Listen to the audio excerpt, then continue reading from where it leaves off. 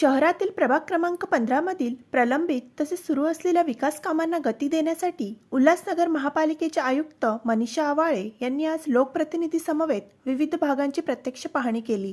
या दौऱ्यात आयुक्तांनी वाल्मिक नगर येथील समाज मंदिराच्या सुरू असलेल्या बांधकामाची सविस्तर पाहणी करून कामाचा दर्जा तपासला आणि संबंधित अधिकाऱ्यांना काम तातडीने पूर्ण करण्याचे निर्देश दिले।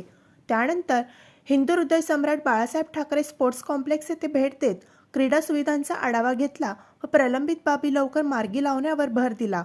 रस्ते व पायाभूत सुविधांच्या कामात गीता कॉलनीतील प्रलंबित रस्ता, श्रीरामनगर ते सतरामदास हॉस्पिटल रस्ता तसेच सूर्य हॉटेल ते खडे गोलवली गावदेवी मंदिर या मार्गाची प्रत्यक्ष पाहणी करून कामाचा वेग वाढवण्याचे आदेश देण्यात आले।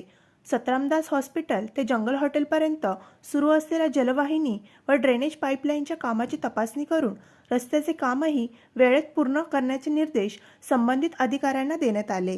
याशिवाय श्रीरामनगर येथील उद्यानाच्या सुशोभीकरण कामाचा आढावा घेत नागरिकांना लवकरात लवकर सुविधा उपलब्ध करून देण्याचे आश्वासन देण्यात आले।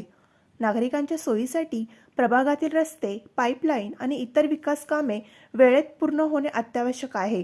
कामात दिरंगाई करणाऱ्यांवर तसेच गुणवत्तेशी तडजोड करणाऱ्यावर कडक कारवाई केली जाईल, असा स्पष्ट इशारा आयुक्त मनीषा आवाळे यांनी यावेळी दिला।